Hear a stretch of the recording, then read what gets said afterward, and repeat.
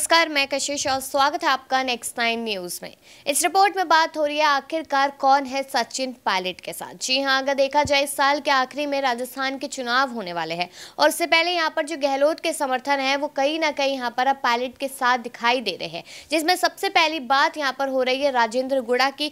राजेंद्र गुड़ा वही नेता है जो पहले बसपा में थे और जीते थे, और उसके बाद यहाँ पर आलाकमान के कहने पर ऐसा उन्होंने कहा कि आलाकमान ने उन्हें कहा था, इसलिए वो यहाँ पर कांग्रेस पार्टी में आ गए और वो गहलोत का साथ लगातार देते नजर आ रहे थे। लेकिन अब देखा जाए तो यहाँ पर पायलट का साथ दे रहे हैं। लेकिन उससे बड़ी जानकारी, उससे बड़ी खबर हम आपको ये दे रहे हैं कि अब हरीश चौधरी जो खुद यहाँ पर सीएम बनने की लाइन में लगे हुए थे, वो पायलट के साथ नजर आ रहे हैं।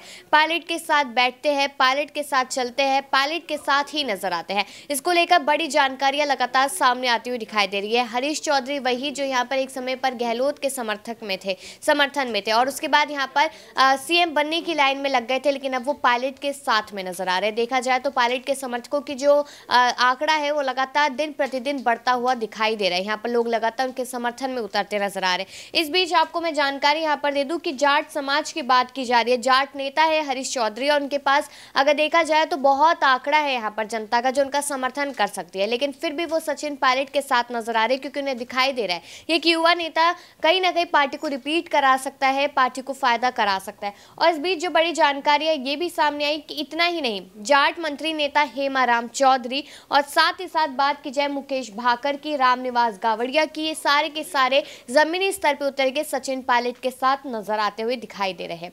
और कहा जा रहा है कि पायलट ये जो यहाँ पर कहीं ना कहीं कांग्रेस पार्टी की कमान संभाल सकते हैं, यानी कि राजस्थान में। और राजस्थान में जिस तरीके से सचिन पायलट राहुल गांधी के साथ भी नजर आए थे, तो सारी बातें कहीं ना कहीं इशारा करती कि शायद यहाँ पर चुनाव होने से पहले सचिन पायलट को जरूर आगे किया जाएगा। उनके साथ इतने बड़े बड़े नेता है और साफ तौर पे कहा जा रहा है कि गहलोत के विधायक अब यहाँ पर गहलोत के ही खिलाफ होते नजर आ रहे हैं। इस बीच एक और बड़ी जानकारी मैं आपको देती चलूं तो यहाँ पर ये कहा जा रहा है कि ये समझना जरूरी है कि आखिरकार लोग अब गहलोत को क्यों नहीं पसंद करें।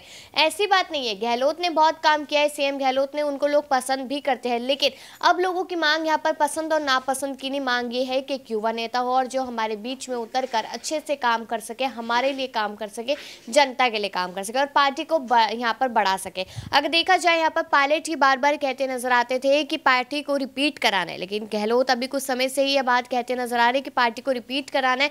रिपीट क्यों नहीं होती पार्टी, कभी किसी ने सवाल नहीं किया, लेकिन पायलट ने सवाल जरूर उठाया। क्यों बार बार ऐसा होता है कि 5 साल बीजेपी 5 साल कांग्रेस, अगर हम बेहतर काम करें तो हम क्यों नहीं 5 साल के बाद फिर से आएंगे, ये सवाल यहाँ पर खड़ा होता हुआ नजर आ रहा है। लेकिन हरीश चौधरी जिस तरीके से लगातार बयानबाजी कर रहे हैं, लगातार एक के बाद एक बयान उनका सामने आ रहा है, तो कहीं ना कहीं दिखाता हुआ नजर आ रहा है कि अब राजस्थान में एक बड़ा बदलाव होने के आसार साफ तौर पे दिखाई दे रहे हैं। आपको क्या लगता है कि गहलोत के विधायक अगर इसी तरीके से उनके खिलाफ होते रहे तो क्या गहलोत सीएम पद पर टिक पाएंगे? इस पर अपनी राय जरूर दीजिएगा और बाकी ऐसी खबरों के लिए देखते रहिए नेक्स्ट 9 न्यूज।